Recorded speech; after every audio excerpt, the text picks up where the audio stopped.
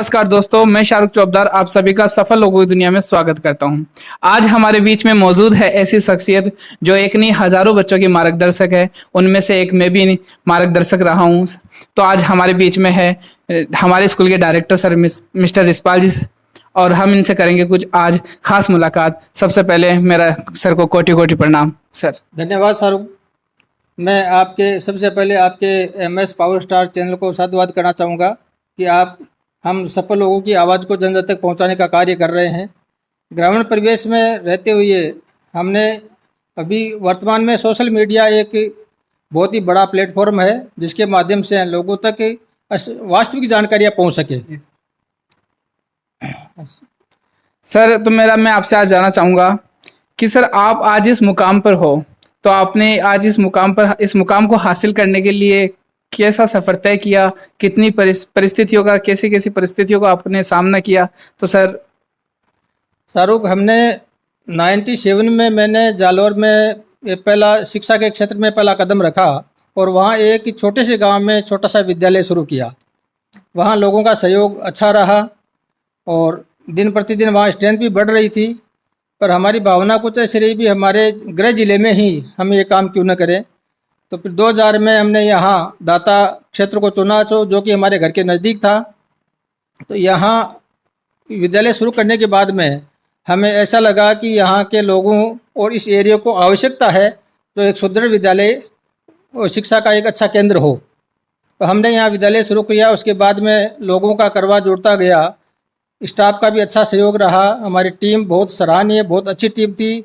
उस समय के जो टीम थी लगभग आज सरकारी सेवाओं में है और जितने विद्यार्थी हमारे यहाँ आए उनमें से शुरुआती जो दौर रहा उसमें तो लगभग बच्चे सफल होते थे। मुझे याद है 2012-13 में 227 बच्चे 12वीं में थे। क्या बात, और आज उनमें से 221 बच्चे राजकीय सेवा में हैं। क्या बात है सर, इतनी बड़ी सफलता, क्या बात। हमारा टोटल सक्सेस रेशियो वैसे देखा जाए तो आज हिंदी माध्यम विद्यालय के बच्चों का सक्सेस रेशियो इतना बढ़िया है कि उसके लगभग 1500-1600 विद्यार्थी आज राजकीय सेवा में अलग अलग विभागों में हैं। और हमारा कार्य अगर किसी विभाग में आज पढ़ता है, हम जाते हैं तो वहाँ एक आध विद्यार्थी मिल ही जाता है। सर आज अपनी स्कूल सबसे अव्वल है, तो इसके आप कुछ मुख्य कारणों को विश्लेषण करना चाहोगे। समय की मांग को देखते हुए हमने 2010 में ये CBSE विद्यालय शुरू किया दाता में। और आसपास के एरिया में यहाँ 35 किलोमीटर में दूसरा CBSE विद्यालय नहीं है और समय की आवश्यकता थी। इंग्लिश मीडियम के प्रति लोगों का रुझान बढ़ रहा था और इंग्लिश का ज़माना धीरे धीरे ज़माना बदल रहा है, इंग्लिश का ज़माना आ रहा है, इसलिए हमने समय की आवश्यकता को देखते हुए विद्यालय शुरू किया। और हमें इस सोच का लाभ भी मिला कि हमने समय पे ये कार्य शुरू किया। तो 2010 में जब ये विद्यालय शुरू किया तब हमारे पास 300 बच्चे थे इसमें और हमने 3 साल तक इस विद्यालय को डे बोर्डिंग चलाया, सुबह 8 से शाम को 4 बजे तक। वो इसलिए चलाया क्योंकि जो शुरुआत में विद्यार्थी आए थे वो हिंदी मीडियम से विद्यार्थी आए थे, तो उनको इंग्लिश में कन्वर्ट करने के लिए उनको लंबे समय देना आवश्यक था। उस 2-3 साल के बाद में फिर 2013 के बाद में हमने हिंदी मीडियम के बच्चों का एडमिशन लेना बंद कर दिया और सिर्फ फर्स्ट क्लास में एडमिशन लेते थे या कोई इंग्लिश मीडियम का बच्चा था उसको लेते थे। उसके बाद में धीरे धीरे 10th के बाद में 12th हुआ। 10th का हमारे पहले बैच की पहली बच्ची का MBBS में सिलेक्शन हुआ। और उसके बाद में अनवरत ये सिलसिला जारी है। एक भी वर्ष ऐसा नहीं गया है कि इस विद्यालय का 4 या 5 बच्चों का किसी साल में सिलेक्शन नहीं हुआ हो। हर साल 4-5 बच्चों का MBBS में मेंस में सिलेक्शन होता है। कई बच्चे ग्राम सेवक पटवारी भी बने हैं, कई प्रशासनिक सेवा में भी हैं, कई बच्चे देश की सेवा में भी हैं, सैनिक डिफेंस में भी गए हुए हैं। सक्सेस रेशियो बहुत अच्छा है। हमारे यहाँ इस विद्यालय में कॉमर्स और साइंस 2 स्ट्रीम चलती हैं। जी सर। तो कॉमर्स के सक्सेस रेशियो तो इतना अच्छा है कि 12th के साथ में फाउंडेशन बच्चों का क्लियर हो रहा है और अभी लगभग 5 बच्चे बैच कॉमर्स के निकले हैं, उनमें से 18 बच्चे CA बन चुके हैं। क्या बात है सर। तो ये सभी मेरी कोई इसमें वो नहीं है, ये तो सभी पूरे स्टाफ की, पूरे टीम की और अभिभावकों का पूरा सहयोग रहा है। इसके बलबूते पे ये मुकाम हम हासिल कर पा रहे हैं। क्या बात है सर, बहुत अच्छा। सर आज आप स्वामी नित्यानंद इंटरनेशनल एकेडमी के डायरेक्टर हो।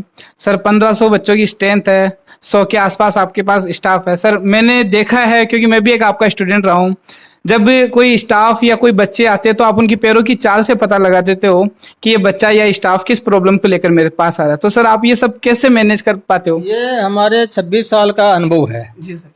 समय जब लंबा होता है तो धीरे धीरे व्यक्ति ये सीखता है ये चीज़ कि किस बच्चे का चेहरे के हाव भाव क्या कह रहे हैं। तो ये वास्तविकता आपने सही फरमाया, आपने सही क्वेश्चन किया। जो भी बच्चा मेरे ऑफिस में एंटर करता है, मैं उसके चेहरे को देख के पहचान जाता हूँ कि इसकी भावना क्या है, इसके विचार कैसे हैं, ये सही बोल रहा है या गलत बोल रहा है। बिल्कुल सर। वो तक मैं पहचान जाता हूँ। और भगवान का शुक्र रहा है, गुरु महाराज का आशीर्वाद रहा है कि हमारे यहाँ काम करने वाले प्रत्येक विद्यार्थी और उसके अभिभावक संतुष्ट हैं। और जो स्टाफ टीम मेन तो कोई भी कंपनी हो या स्कूल हो या कोई भी संस्था हो, उसमें जो टीम होती है स्टाफ की, वह मुख्य आधार होता है उसकी सफलता का। यहाँ की स्टाफ की टीम में सेवा भाव, ये नहीं, किसी भी टीचर के मन में ये भाव नहीं है कि मैं यहाँ मजदूरी कर रहा हूँ। वो हमेशा ये भाव रखता है कि मैं शिक्षा का जो सब दुनिया का सबसे पवित्रतम कार्य वह कर रहा हूँ। ये इस भावना की वजह से, इस भावना की बदौलत वो अपना पूरा सर्वस्व देने की कोशिश करते हैं और बच्चे उनके बताए गए मार्गदर्शन पर चलते हैं। अनुशासन के मामले में आज विद्यालय का नाम है। अधिकतर पेरेंट्स ऐसी चर्चा करते हुए मैंने देखा है कि कोई बच्चा अगर शैतानी कर रहा है तो वो यूँ कहते हैं कि नित्यानंद में डाल दो। जी सर। ये इस विद्यालय की एक विशेष पहचान रही है। तो अनुशासन के मामले में स्वयं, पहली बात तो है स्वयं अनुशासन होना। तो अनुशासन के मामले में स्वयं भी स्टिक हूँ, मेरे खुद के प्रति भी स्टिक हूँ। मेरे यहाँ काम करने वाले सभी कर्मचारी इस बात को महसूस करते हैं और वो प्रसन्नता के साथ में, पूरी लगन के साथ में अपना काम करते हैं। सर जी, हाँ सर, ऐसा सुना जाता है कि जिस घर के मुखिया का अच्छा सा मैनेज हो वही घर आगे जाकर सफल हो पाता है। तो आज इतनी बड़ी संस्था की आप मेन मुखिया ही अपने आप को इस चीज़ का श्रेय नहीं मानकर आप अपने पूरी टीम को दे रहे हो, तो सबसे बड़ा मेन रीज़न यही है सर आपका कि आज आप इस मुकाम पर हो। सर बाकी स्कूलों से देखा जाए तो सीबीएसई स्कूलों से देखा जाए तो अपनी स्कूल की फीस सर बहुत कम है, तो सर ऐसा क्यों? ये बात आपकी बिल्कुल सही है। ये बात मैं अधिकतर अभिभावकों को भी बताता हूँ। कई बच्चे हमारे पास अपने पास जैसे सीकर से पढ़ के वापस आते हैं, 10th में चले जाते हैं, फाउंडेशन में, फिर 12th में वापस आते हैं, तब वो गार्जियन बताते हैं कि माँ एक साल में 1,60,000 रुपये दे के आया हूँ। अपन यहाँ 50,000 में 12th कराते हैं। शहरी की स्कूल में, मैं शहरों में नहीं, मैं जहाँ तक मेरा अनुभव है, मैं और मेरा विश्वास है कि शायद हिंदुस्तान में ही सीबीएसई स्कूल की इतनी कम फीस किसी की नहीं होगी। बिल्कुल सर। अपनी स्टार्टिंग फीस 15,000 से है। बिल्कुल सर। शहरों में सब जगह 50,000 से स्टार्टिंग फीस है। हाँ सर। और ये हम अपना जो एरिया है वो ड्राई एरिया है।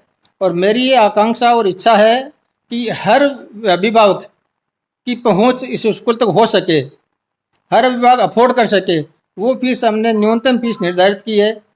इसको व्यवसायिक न समझ के एक शिक्षा देने का हमारी जो धारणा है शुरू से जो रही है वो आज भी है, उस पर हम खरे उतरने की कोशिश कर रहे हैं। फीस इतनी ले रहे हैं जिससे ये व्यवस्था चले, व्यवस्था अच्छे से चले, क्योंकि आजकल खर्चे बहुत ज़्यादा हैं, या आप भी समझते हो। पर यहाँ का जो एरिया है, लोगों की जो पेइंग कैपेसिटी है, उसके अनुसार फीस इसलिए रखी है कि हर आदमी इस स्कूल में बच्चे को डाल सके। बिल्कुल सर, ऐसी सोच रखने वाले जरूर एक दिन अपनी इस शिक्षा के वर्जन को बहुत आगे तक लेकर जाए कि शिक्षा का हो सबको अधिकार, इसे ना समझे व्यापार। ऐसी सोच हमारे डायरेक्टर सर की है। और सर वैसे हम सब जानते हैं, हम सब इस चीज़ से वाकिफ है कि अपनी स्कूल का और आपसे जुड़े हुए लोगों का क्या सक्सेस रेशियो है। तो मैं एक बार आपसे और सुनना चाहूँगा कि अपनी स्कूल का और आपसे जो पढ़े बच्चे और आपके साथ जो अटैच लोग हैं उनका क्या सक्सेस रेशियो है, क्या माहौल है? शाहरुख जी, वैसे टोटल देखा जाए तो मेरे हिसाब से अभी तक 3,000 से ज़्यादा बच्चे सक्सेस हो गए होंगे। बिल्कुल, क्योंकि 1500-1600 तो हिंदी मीडियम के बच्चे सक्सेस हो गए हैं। और अपने एकेडमी सीबीएसई स्कूल करने के बाद में जो भी 10th और 12th का बैच निकला है, उसमें हर साल 7-8-10 बच्चे सक्सेस होते ही, हर साल ही होते हैं।